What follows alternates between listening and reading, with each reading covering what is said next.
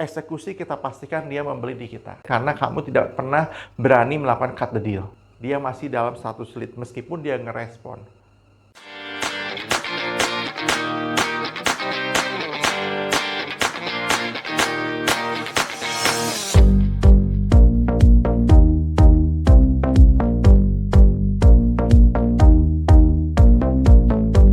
Halo agen properti, kita ketemu lagi di episode berikutnya di Renio Mindset Sales. Hari ini kita akan belajar tentang sales pipeline. Apa itu sales pipeline? Untuk terjadi penjualan ternyata ada urutannya loh ya.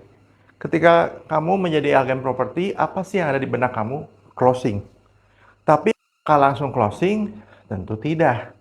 Nah, di mana posisi kita sebagai sales?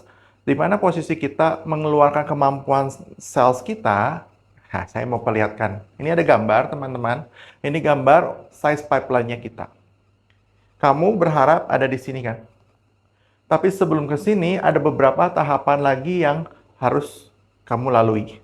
Tanpa melalui tahapan ini, dan tiba-tiba closing, mungkin kamu orang yang paling beruntung di muka bumi ini kalau itu bisa terjadi.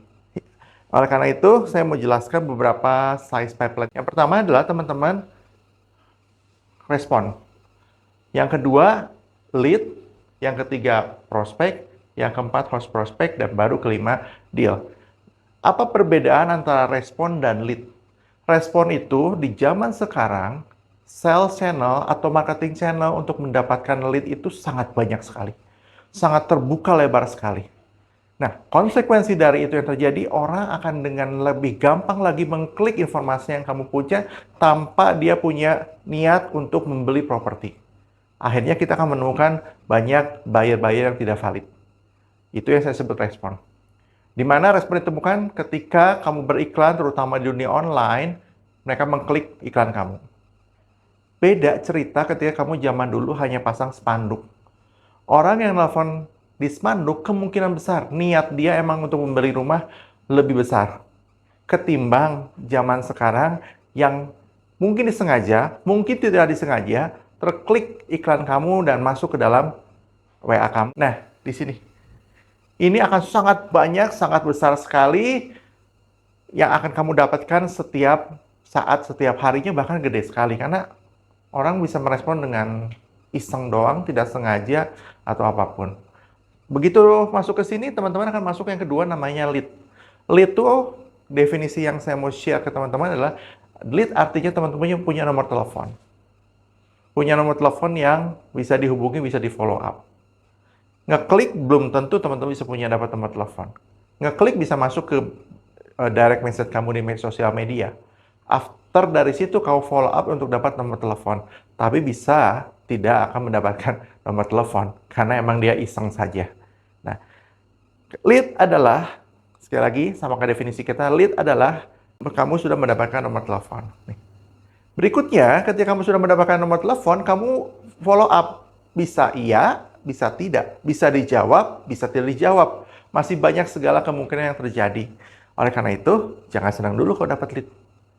Begitu dapat lead, kamu follow up dan akhirnya berespon. Itu disebut prospek. Definisi berespon saya adalah begini, dia mau diajak showing. Kalau berespon tanpa dia mau diajak showing, menurut saya bukan prospek. Dia masih dalam status lead meskipun dia ngerespon. Nah, begitu diajak showing, mulai dia melakukan negosiasi. Itu lebih bagus lagi, bisa menuju hot prospect. Cuman kamu yang sudah lama di lapangan pasti tahu ketika orang diajak showing, menuju nego itu butuh waktu yang mungkin panjang, mungkin pendek, nggak langsung tiba-tiba instan. Satu orang yang showing, satu orang yang nego. Belum tentu seperti itu. Betul ya? Nah, cuman kita hanya menyamakan definisi dulu hari ini ya. Definisi hot prospect adalah yang sudah nego.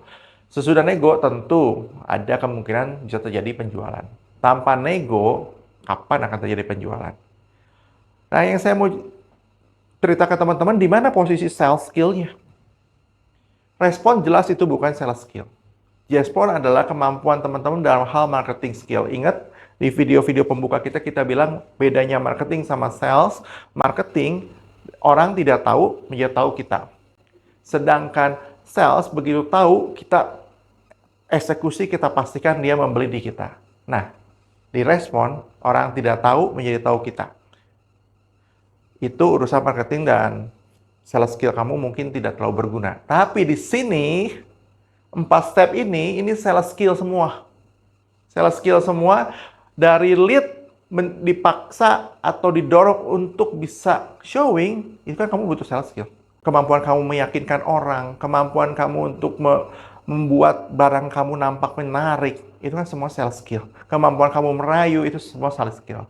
Begitu showing, menuju negosiasi, kemampuan kamu memprofile orang, menyelidiki kemampuan keuangan dia, sehingga rumah yang kita lihat itu benar-benar sesuai dengan budget dan kebutuhan dia. Bukankah itu sales skill?